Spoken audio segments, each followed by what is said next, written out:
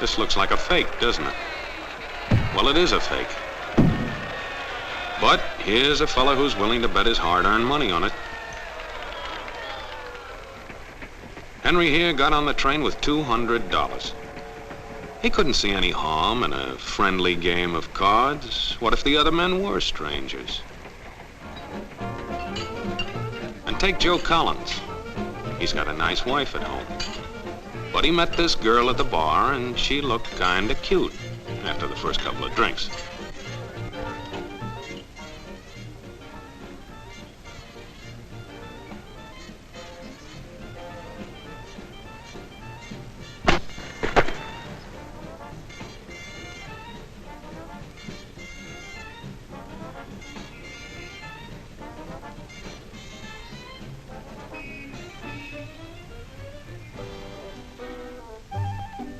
There's a good old-fashioned word for people like this. We call them suckers. And there are other people. People who stay up nights figuring out how to take away what they've got. There are all kinds of games and all kinds of suckers. Take Mike here, for instance. He's got everything, you might say. He's young, he's healthy, he's got a job. And he's got a country called America. It's a wonderful thing to have. America. Lots of room. Room enough to raise plenty of food. Big factories to make things a man can use. Big cities to do the business of a big country. And people. Lots of people. Enough to work the farm and build the factories, dig the mines, run the business. All kinds of people. People from different countries with different religions, different colored skins. Free people. They can live together and work together and build America together because they're free. Free to vote, to say what they please, go to their own churches, to pick their own jobs. Yeah, Mike's got something, all right. He's got America. But there are guys who stay up nights figuring out how to take that away from him. I want to give you the truth, folks. The truth about America. I know you've got a lot of questions. You want to know why you're not getting the breaks you deserve. Well, I'm not a politician. But I've made it my business to study these things, and I happen to know the facts. Now, friends, I'm just an average American. But I'm an American, and some of the things I see in this country of ours make my blood boil. I see people with foreign accents making all the money. I see Negroes holding jobs that belong to me and you. Now, I ask you, if we allow this thing to go on, what's going to become of us real Americans? I've heard this kind of talk before, but I never expected to hear it in America. This fellow seems to know what he's talking about. Yes, he knows all right. What's the answer? What are we real Americans going to do about it? You'll find it right here in this little pamphlet. The truth about Negroes and foreigners. The truth about the Catholic Church. Now, friends, these books are free. Paid for by real Americans who want others to know the truth. Excuse me, young man, but are you actually going to read that stuff? Sure, why not? You heard what he said, didn't you? Yes, I heard. But do you believe in that kind of talk? I don't know, makes pretty good sense to me. I'm speaking to you as an American. And I tell you, friends, we'll never be able to call this country our own until it's a country without. Without what? Yeah, without what? Without Negroes. Without alien foreigners. Without Catholics. Without Freemasons. You know these people. What's wrong with the Masons? I'm a Mason. Hey, that fellow's talking about me. And that makes a difference, doesn't it? These are your enemies. These are the people who are trying to take over our country. Now you know them. You know what they stand for. And it's up to you and me to fight them. Fight them and destroy them before they destroy us. Thank you.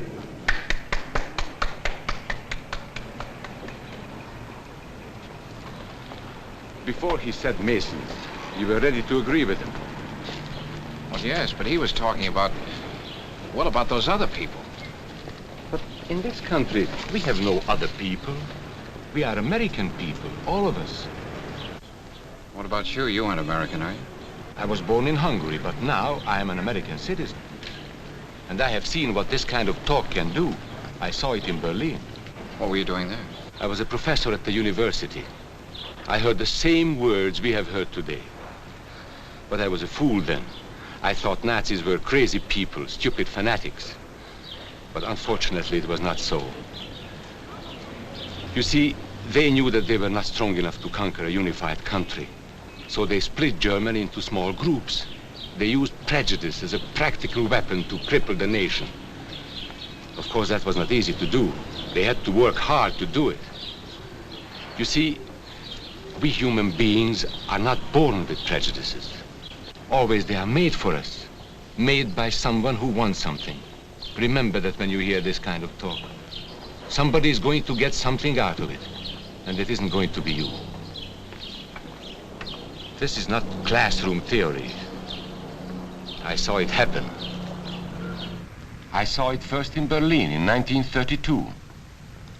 5 young men that I knew were standing in the crowd listening to the Nazi speaker. Eric was a Catholic. Anton, a student of mine, was a Jew. Heinrich owned a small hardware store. Karl was a farmer. And Hans was an unemployed metal worker. To all true Aryan Germans, I say it is time you inherited the nation which rightfully belongs to you. To you alone belongs the glorious destiny of the greater Germany. The Nazi Party will provide land for the farmer, work for the worker, and profits for the small businessman. Who is getting these things now? The Jew. The Jew who has stolen our nation and our birthright. Who makes all the money and takes all our jobs? The Jew! He must be shunned. He must be ostracized. He must be eliminated. And the Catholics. We don't want our great nation run by a foreign church. We Germans will know what to do with these people when the time comes. They and their faith must be destroyed. Then there are the Freemasons. In Germany, we have no place for secret societies. There will be only one society, and that is the Nazi Party. There will be no secrecy about that in the new greater Germany. One by one, he attacked each minority and he split them off one from the other. These men were all fellow Germans when they came here today. Now they were split into rival groups, suspicious of each other, hating each other. They were being swindled, all of them. But the man who was really being fooled was Hans. He was pure German, according to Nazi standards. To him they promised everything, and he fell for it. You who are true Aryan Germans will share the glorious destiny of our fatherland. You are the pure-blooded, the master race. It is your divine right to rule, and the Nazi Party stands ready to put you into power. It is for you to command all Germany, and someday the entire world. That's how Hans became a Superman. They gave him a uniform and they pumped up his ego. He wasn't just a little fellow out of work anymore. He was a member of the master race. His wife couldn't quite understand. Even though he was a Superman, there wasn't any food in the house. Stupid woman. Didn't she realize that the Nazis were going to make jobs for everybody? There would be plenty of food and clothing and a new house. Everything they wanted. The glorious future of Germany was to be theirs. And their children would someday rule the world. But his wife, silly woman, still wondered where the next meal was coming from. Hans didn't like that kind of talk. It was dangerous. For that kind of talk, people should be put in jail.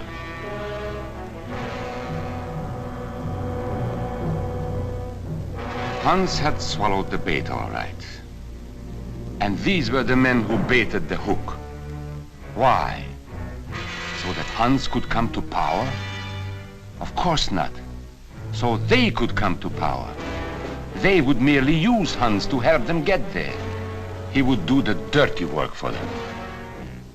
Hans and thousands of others like him, all playing a sucker's game. They gambled with other people's liberty, and of course they lost their own. A nation of suckers. Hitler needed these people. There was lots of work to be done. There were trade unions to be smashed, because unions were organized and might offer resistance. There were many political parties in Germany. These the Nazis destroyed. They were determined to smash every organization where people might band together and resist them. There were Jews to be beaten and killed. The Jews were not powerful, but they were a convenient excuse for all the nation's ills. And besides, a Nazi party member could not take over this man's store. Hundreds of Catholics were put in jail because the Catholic Church had strength and could resist the Nazi drive for power. They had split the nation into 100 pieces, and then one by one, they had destroyed the pieces. Over these broken pieces, the Nazis rode into power. One party, one nation, one religion. These men had won their struggle for power. They now ruled all of Germany. But still they had trouble with their oldest and most persistent enemy, the truth. They found that truth does not die easily, and so they decided to abolish truth. One great source of truth is literature, so they burned books, 20 million of them. Many great men in Germany who were spokesmen for truth were jailed or driven from their country. Teachers, writers, scientists. Education was discouraged. In 5 years, college attendance dropped 53%. It was forbidden to listen to a British radio program or read an American newspaper. In Nazi Germany, you had to get your information from Dr. Goebbels. He knew what was best for you. You couldn't see this movie or listen to this music. And you couldn't watch Joe Louis fight because the champion had black skin. He disproved Hitler's theory of Nordic supremacy. Albert Einstein, one of the world's great scientists, disproved that theory too. He was non-Aryan, so he had to leave Germany. His mind was dedicated to the search for truth, and the Nazis, having sold a lie, were most afraid of truth. The church was one force in Germany still strong enough to proclaim the truth in public. No doubt is possible that we Christians are in a grave battle. Against us stands a faith out of blood.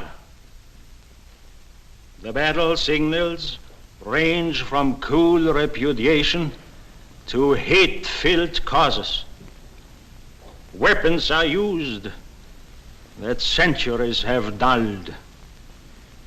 The aim of this battle is to dislodge Christianity from our fatherland. This Catholic priest was arrested the following day on charges of immorality. The Protestant church also continued to try and fight for truth. He who desires liberty for himself cannot deny it to others, lest he lose what he has gained. This is the great lesson the world can learn from Germany. The Nazis put this man in a concentration camp. There were others who spoke for truth, and I am proud to say that educators were among them. And what, may I ask, is an Aryan? I don't know myself. But let us see what our present so-called authorities have to say about it. They say he is tall,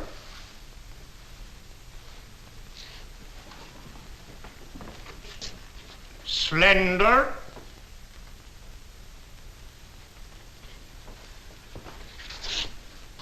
blue-eyed, and blonde. There is no Aryan race.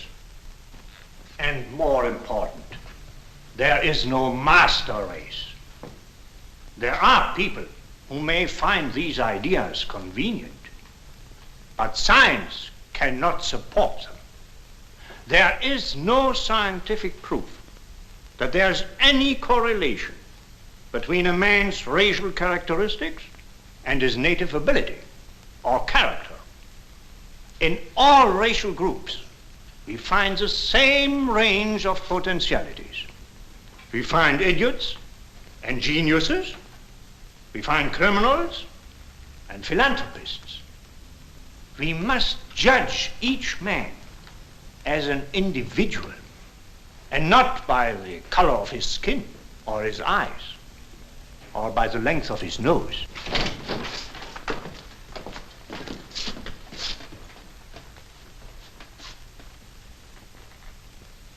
Come in, gentlemen. Make yourselves comfortable. There are many differences between individuals. We each have different capabilities, different backgrounds, different views about what's right and what's wrong. Like the difference between me and these gentlemen who have just arrived. But that is not the difference in race. It is a difference in the way we think. Remember that. And remember that there is no master race. That is a scientific truth. Anyone who tells you otherwise is lying.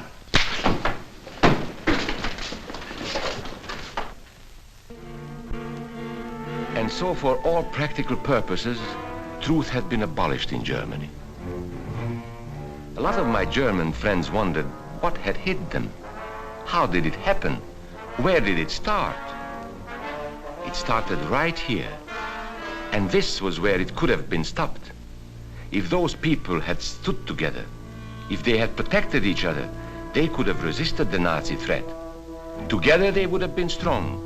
But once they allowed themselves to be split apart, they were helpless. When that first minority lost out, everybody lost out. They made the mistake of gambling with other people's freedom. Now let's see how those bets paid off. Karl the farmer was gambling on a better life for himself. What he got was extra hours of back-breaking work, as much as 100 hours a week. He was forced to stay on his land and produce what he was told to produce, because now Hitler was preparing for war. For Heinrich, who owned a hardware store, the bet didn't pay off either. 104,000 small businesses were closed in 2 years. And for Hans, conditions hadn't improved any. He had a job now in the munitions factory, but he worked long hours for little pay. The working conditions grew increasingly bad.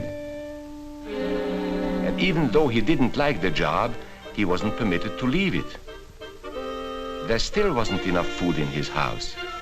Hitler said you couldn't have butter and cannon. So Hans couldn't have butter. And when Hitler decided the time was right, Germany went to war. Not by declaring war, but by a carefully prepared sneak attack. Once again, Hitler needed Hans to do his dirty work. Hans was an expert at brutality by this time. And Hitler had decided to use Hans and his brutality against other peoples, the Czechs, the Poles, the French, the Russians. But in the crucial test of war, Hitler's race theories didn't pay off. His pure-blooded supermen were defeated by the mongrel armies he despised. By the British at El Alamein.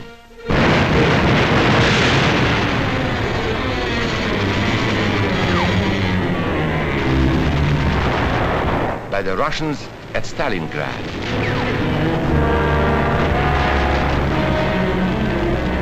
And then on D-Day by American soldiers of every color and religion who smashed across the Normandy beaches and drove on through to the heart of Germany.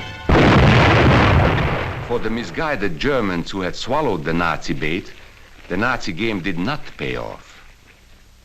The continent of Europe was strewn with millions of German bodies. Pure Aryan bodies. Karl, the farmer, was left in the snow outside of Moscow. Heinrich stayed in Italy at Salerno. And Hans, who was going to rule the world, got only a little patch of Normandy that he could call his own. We must never let that happen to us or to our country. We must never let ourselves be divided by race or color or religion, because in this country we all belong to minority groups. I was born in Hungary. You are a Mason. These are minorities. And then you belong to other minority groups too. You are a farmer. You have blue eyes. You go to the Methodist Church. Your right to belong to these minorities is a precious thing. You have a right to be what you are and say what you think, because here we have personal freedom. We have liberty. And these are not just fancy words. This is a practical and priceless way of living. But we must work at it. We must guard everyone's liberty, or we can lose our own. If we allow any minority to lose its freedom by persecution or by prejudice, we are threatening our own freedom. And this is not simply an ideal. This is good, hard common sense. You see, here in America is not a question whether we tolerate minorities. America is minorities. And that means you and me.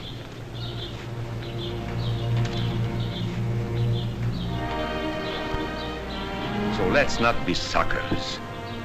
We must not allow the freedom or dignity of any man to be threatened by any act or word. Let's be selfish about it. Let's forget about we and they. Let's think about us.